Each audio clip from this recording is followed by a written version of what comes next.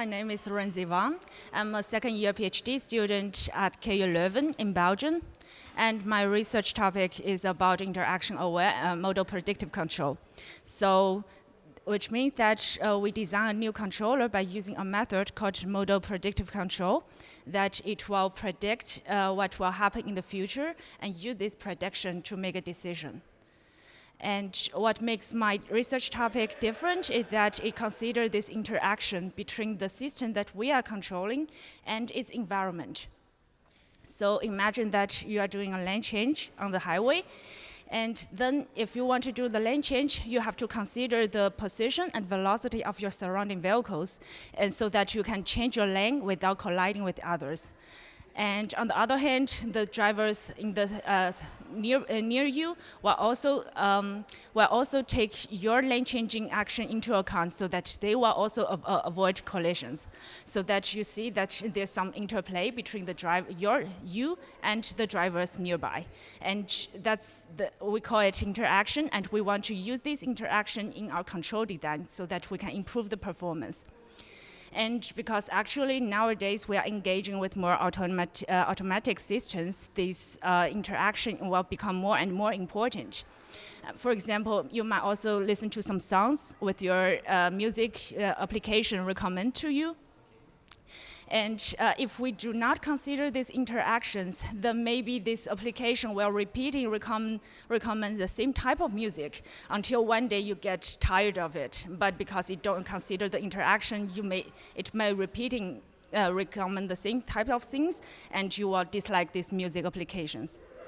So that it is quite important to consider this feedback effect into account, and there are many things to do with this in this direction. For example, we might need to learn this interaction behavior while we are interacting, like this driving scenario, so that we need to develop fast algorithms so that we can learn this behavior quite efficiently.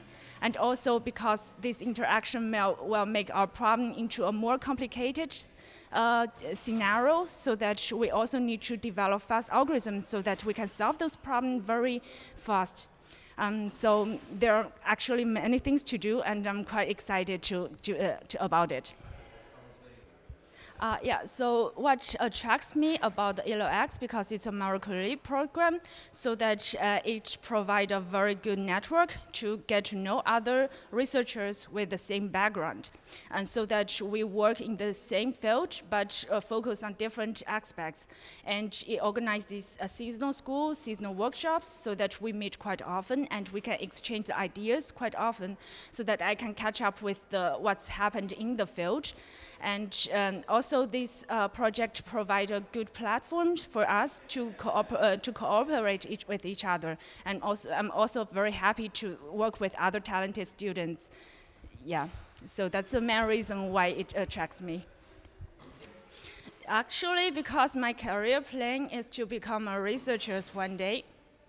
So, and it's actually like a dream since I was very young. So yeah, so being a PhD is a fundamental step to reach this career goal, and I believe I will make the same decision if I go in the past.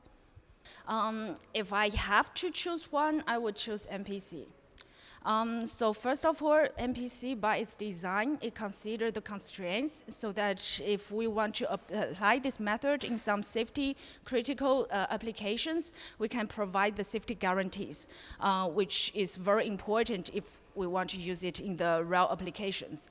And secondly, is that it has good theoretical foundations, so that we can use the theory that was studied from the researchers before to study its properties, so that we can show that when we apply this method repeatedly, we'll always have a solution, and we can show its convergence, which means that we will eventually reach our goal.